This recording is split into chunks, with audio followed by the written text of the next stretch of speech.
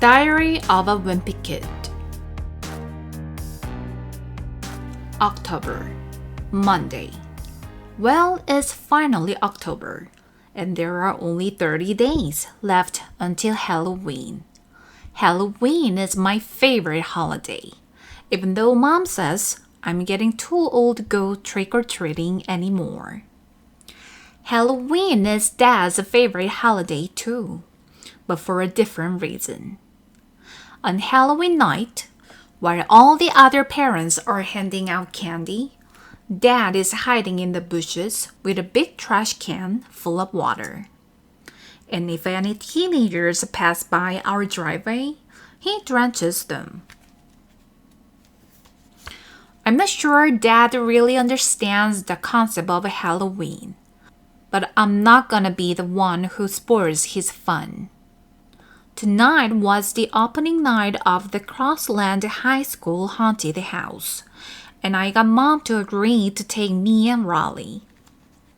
Raleigh showed up at my house wearing his Halloween costume from last year. When I called him earlier, I told him to just wear regular clothes, but of course, he didn't listen. I tried not to let it bother me too much, though. I've never been allowed to go to the Crossland Haunted House before, and I wasn't going to let Raleigh ruin it for me. Roderick has told me all about it, and I've been looking forward to this for about 3 years. Anyway, when we got to the entrance, I started having second thoughts about going in. But Mom seemed like she was in a hurry to get this over with, and she moved us along. Once we're through the gate, it was one scare after another. There were vampires jumping out at you and people without heads and all sorts of crazy stuff. But the worst part was this area called Chainsaw Alley. There was this big guy in a hacky mask, and he had a real chainsaw. Roderick told me the chainsaw has a rubber blade, but I wasn't taking any chances. Right when it looked like the chainsaw guy was going to catch us, Mom stepped in and bailed us out. Mom made the chainsaw guy show us where the exit was, and that was the end of our haunted house experience right there. I guess it was a little embarrassing when Mom did that, but I'm willing to let it go this one time. Saturday. The Crossland Haunted House really got me thinking. Those guys were charging $5 a pop, and the line stretched halfway around the school. I decided to make a haunted house of my own. Actually, I had to bring Raleigh in on the deal because Mom wouldn't let me convert our first floor into a full-out haunted mansion. I knew Raleigh's dad wouldn't be crazy about the idea either. So we decided to build a haunted house in his basement and just not mention it to his parents. Me and Raleigh spent most of the day coming up with an awesome plan for our haunted house. Here was our first plan. I don't mean to brag or anything, but what we came up with was way better than the Crossland High School haunted house. We realized we're gonna need to get the word out that we're doing this thing. So we got some paper and made up a bunch of flyers. I'll admit, maybe we stretched the truth a little in our advertisement, but we had to make sure people actually showed up. By the time we finished putting the flyers up around the neighborhood and got back to Raleigh's basement, it was already 2:30. And we hadn't even started putting the actual haunted house together yet. So, we had to cut some corners from our original plan. When 3 rolled around, we looked outside to see if anyone had showed up. And sure enough, there were about 20 neighborhood kids waiting in line outside Raleigh's basement. Now, I know our flyers said admission was 50 cents, but I could see that we had a chance to make a killing here. So I told the kids that admission was $2 and the 50-cent thing was just a typo. The first kid to cough up his $2 was Shane Snella. He paid his money and we let him inside, and me and Raleigh took our positions in the Hall of Screams.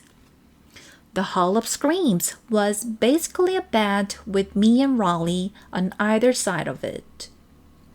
I guess maybe we made the Hall of Screams a little too scary, because halfway through, Shane curled up in a ball underneath the bed. We tried to get him to crawl out from under there, but he wouldn't budge. I started thinking about all the money we were losing with this kid clogging off the Hall of Screams, and I knew we had to get him out of there quick. Eventually, Raleigh's dad came downstairs. At first, I was happy to see him, because I thought he could help us drag Shane out from under the bed and get our haunted house cranking again. But Raleigh's dad wasn't really in a helpful mood. Raleigh's dad wanted to know what we were doing and why Shane Snella was curled up under the bed. We told him that the basement was a haunted house and that Shane Snella actually paid for us to do this to him. But Raleigh's dad didn't believe us. I admit that if you looked around, it didn't really look like a haunted house. All we had time to put together was the Hall of Screams and the Lake of Blood, which was just Raleigh's old baby pool with half a bottle of ketchup in it. I tried to show Raleigh's dad our original plan to prove that we really were running a legitimate operation, but he still didn't seem convinced. And to make a long story short, that was the end of our haunted house. The good news is, since Raleigh's dad didn't believe us, he didn't make us refund Shane's money. So at least we cleared the $2 today. Sunday, Raleigh ended up getting grounded for that whole haunted house mess yesterday. He's not allowed to watch TV for a week. And he's not allowed to have me over at his house during that time.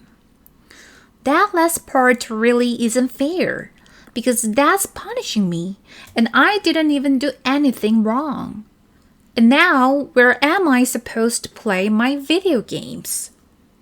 Anyway, I felt kind of bad for Raleigh. So tonight, I tried to make it up to him. I turned on one of Raleigh's favorite TV shows and I did a play-by-play over the phone so he could kind of experience it that way. I did my best to keep up with what was going on the screen, but to be honest with you, I'm not sure if Raleigh was getting the full effect. Tuesday. Well, Raleigh's grounding is finally over, and just in time for Halloween too. I went up to his house to check out his costume, and I have to admit, I'm a little jealous. Raleigh's mom got him this night costume that's way cooler than his costume from last year. His night outfit came with a helmet and a shield and a real sword and everything. I've never had a store-bought costume before. I still haven't figured out what I'm gonna go as tomorrow night, so I'll probably just throw something together at the last minute. I figure maybe I'll bring back the toilet paper mummy again. but I think it's supposed to rain tomorrow night, so that might not be the smartest choice.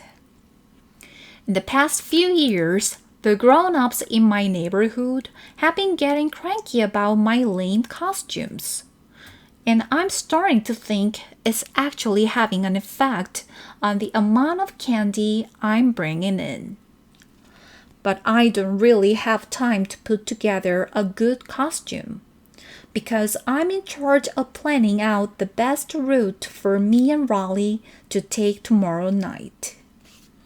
This year, I've come up with a plan that'll get us at least twice the candy we scored last year.